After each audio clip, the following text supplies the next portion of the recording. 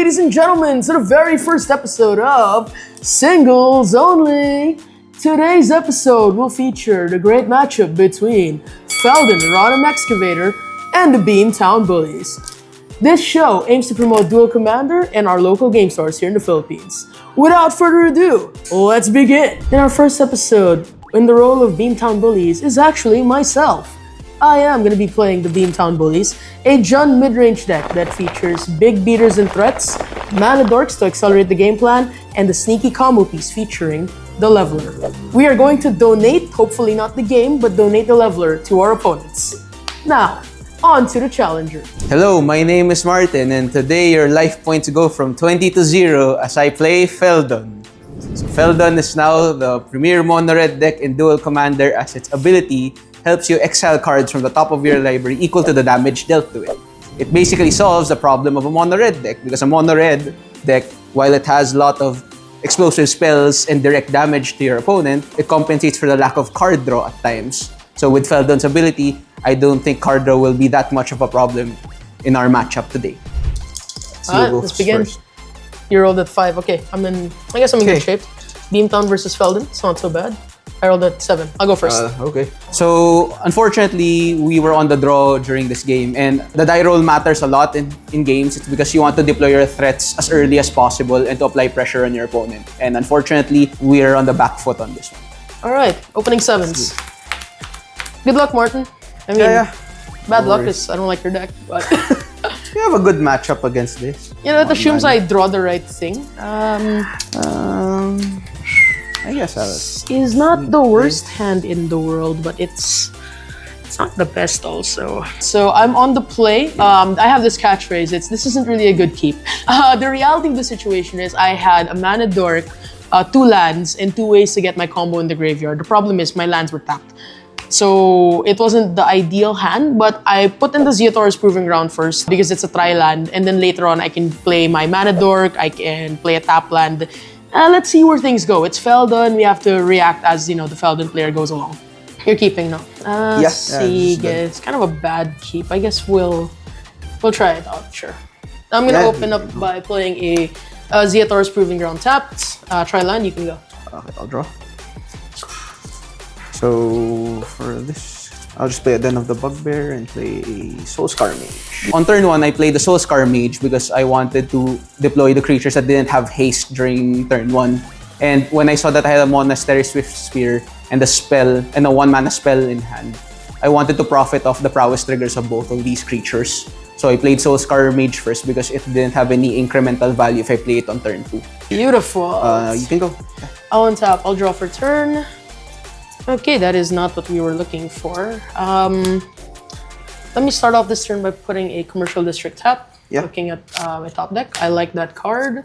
I'm gonna put in a Finhorn Elves. Okay, I'll pass my turn. So with my Zeotor's Proving Ground, I had a mana dork. Ideally, you want that on turn 1, but because we had tap lands, you had to play that second. I put in my other tap land to surveil and then get something out of the way also. So I surveilled into a land, which is good. We needed to draw those. And then I was just hoping that, the burn player wants to get greedy and hit me in the face versus hit my mana dork. On tap, I'll draw a card. Play a Snow-Covered Mountain. Sure. I'll play a Monastery Swift Spear. Yep. And I'll play a Chain Lightning targeting your Finhorn. He killed the mana dork, but it's okay. It's fine.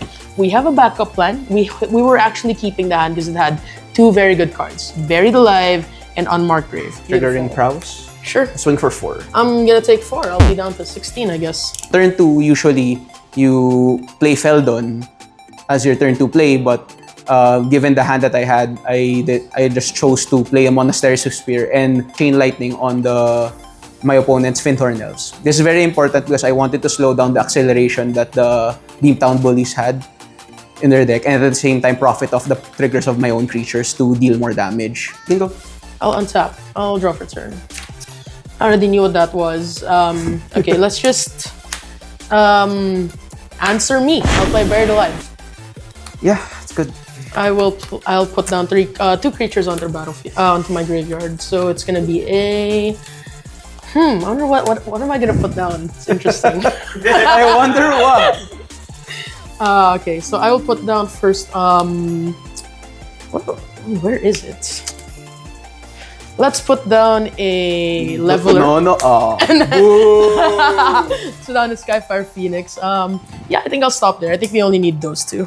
We played a land, the one that we kept on top, and then we played Buried Alive. The idea here is so that we can get up to 3 creatures. I only put in 2 creatures. That's the leveler and the Skyfire Phoenix. The idea is that the leveler is the combo piece with my Beamtown, where I donate the leveler and then I win the game. Skyfire Phoenix, I cast the Beamtown, which I now realize is the quote-unquote, the value play. And then we value off in case the leveler gets gotten rid of whatever reason. So we just hope that he doesn't have a burn spell, casually hoping that the burn player doesn't burn you out. No big deal. I would like to pass my turn and hope you don't have an answer. Something good. Okay. Well, that's a good Play a start. mountain. I'll play Feldon. I will, I'll just swing for 4. I'll take 4. You're at 12. Yep. On turn 3, I play the land, and then this is the turn that I cast Feldon to leave 1 mana up. It's very important because I had Ghostfire Slice in hand. So in case that my opponent had the mana to cast the Beamtown Bullies to reanimate the leveler that was in his graveyard during my turn, I had an important piece of interaction to deal with the Beamtown Bullies should he cast it during that turn. You can go. How many cards do you have in hand? I have 4. I'm gonna draw. Yeah. Go ahead. Let's see.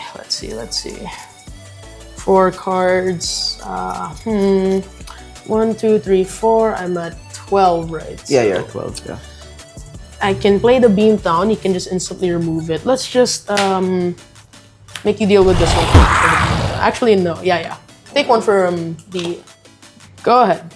All right, this is where we have a major curveball. We cast Shouldred. Why? 1, life gain is important. And as Martin will later on say, they don't like life gain. It's how we can decide to win this matchup.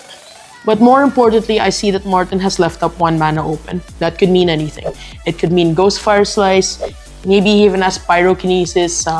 Essentially, the moment that the Beamtown dies and I'm left without a board, I essentially lose the game. So I play Shouldred first. It's a very good target for burn spells because it gains you life. Red players hate that sort of thing. But more importantly, at least it gives you an idea of it's an out in case we can come back and win without a leveler if need be. Okay. You're at... I'm at 11. 11. Okay, I'll draw. I'll take 2 from the Shouldred. Yep. 9, 18.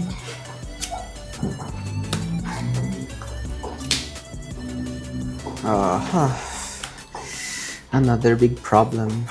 Well, if I played the Beamtown first, you could have had an answer. I would have lost the game, so... Let's see. I'm gonna die. You're at what? 11? I'm at 11, so you have to kill the shoulder, trigger prowess, and then deal 11 damage.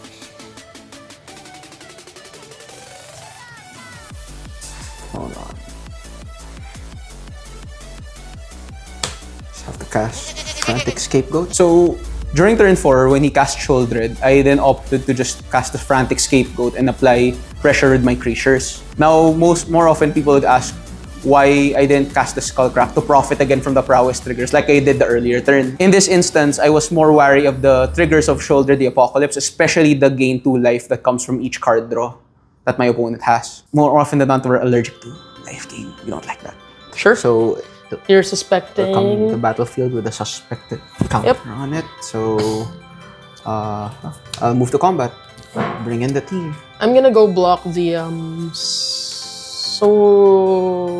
Monastery Sphere. Swift Spear? Yeah. Hold on. You're at... I'm essentially taking right now 3-4 damage unless you prowess me to death with the Soulscar Mage. Hold on. Give me a minute here. I don't think this was the best play, but he seemed to have removal for Beamtown.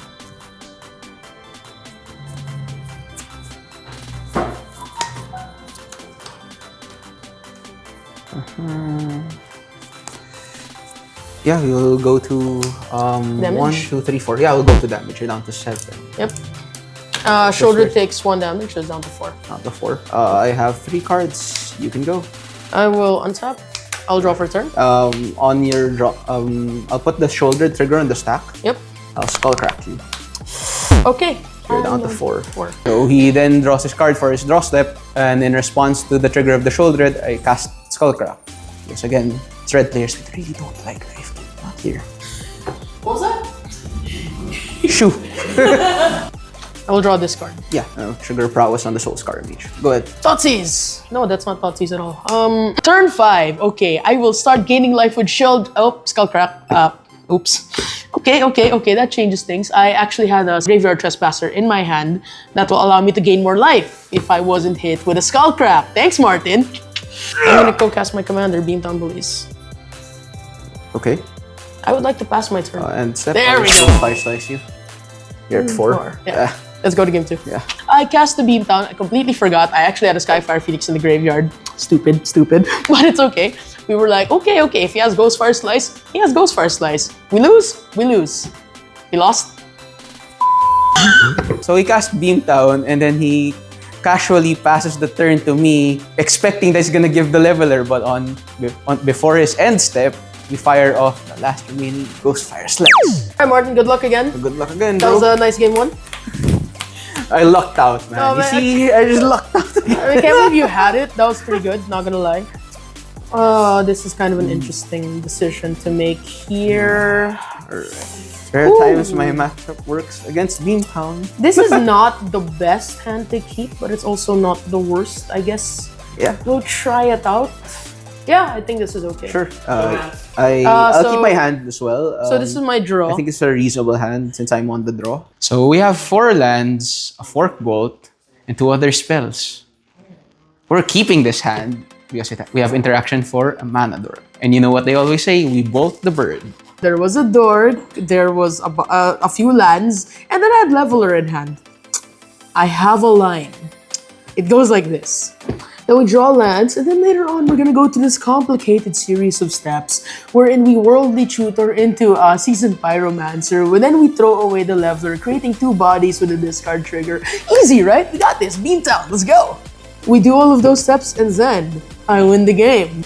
Okay, I'm gonna go play this Scalding Tarn. I will immediately crack it. Go to 19. Go to 19. I will look for a Taiga. Yeah. It's kind of a weird hand to keep, but I think it's not horrible. Let's put a Taiga down. I will play a Finhorn now. Llanowar Elves. Let me double check. This is an Elvish Mystic. Yeah, the third one. Turn 1. Very easy. Play the Dork. This is gonna solve itself. We have a Dork. What could possibly go wrong versus mono red? Third time's a So charm. many reprints, virtual reprints. The same card. Draw. I'll play a Snow-Covered Mountain. I'll play a Fork Bolt. 1 Okay. damage to your Elvish Mystic and 1 to you. So we're I at thought that was 18. gonna happen. Oh. Okay, thanks, Martin. Go ahead. On top, I'll draw for turn. Yeah. That is not that good. That's actually really bad. That's horrible. I will play this Badlands in German. It's the Odd Land. And you can go. Untap. I will draw.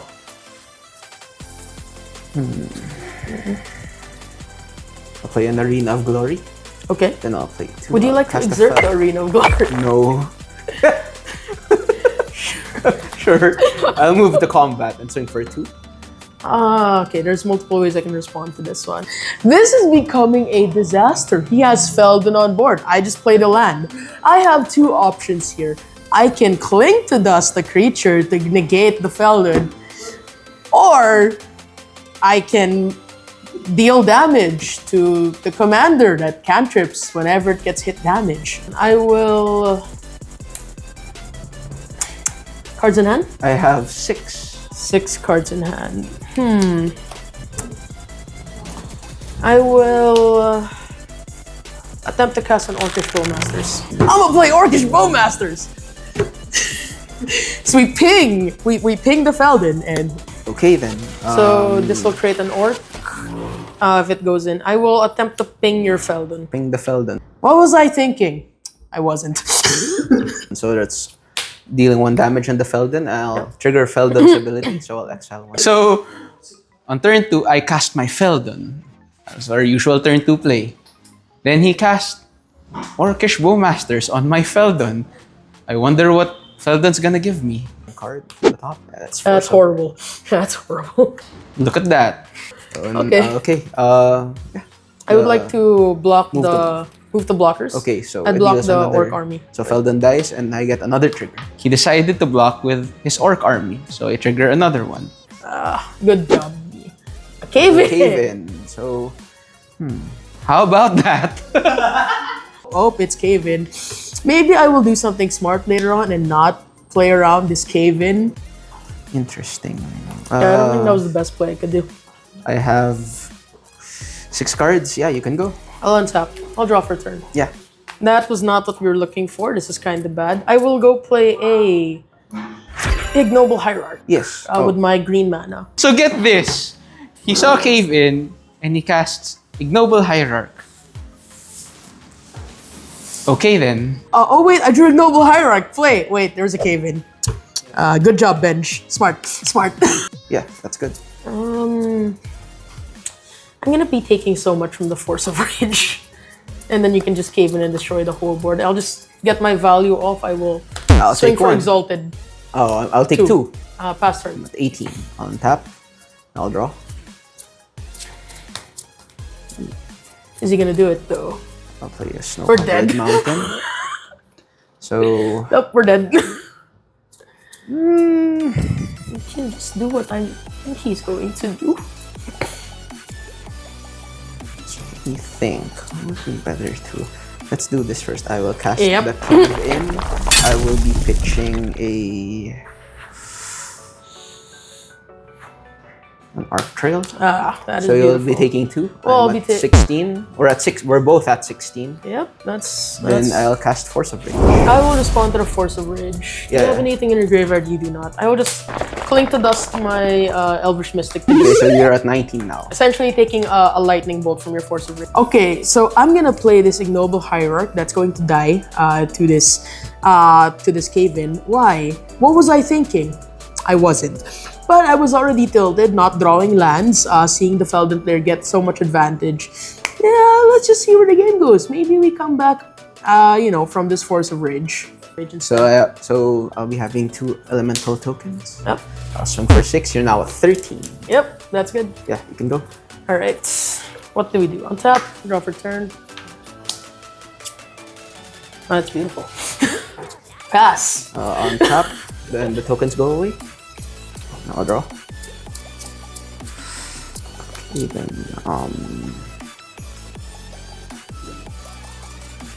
No. I'll be playing a Synth Eradicator. Oh, that's bad for me. But Move to combat. Sure. Swing. I'll trigger the Eradicator. I will be gaining 2 energy. So I have 2 energy counters. I don't have energy token though.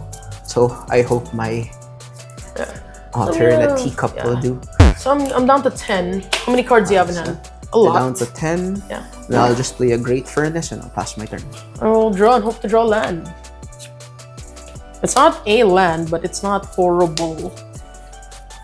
It's bad. I'm gonna go play an Arboreal Grace. I'm gonna go past my turn. Okay, so we need to draw lands because we need to Worldly Tutor into Seasoned Pyromancer. That's the whole point, right?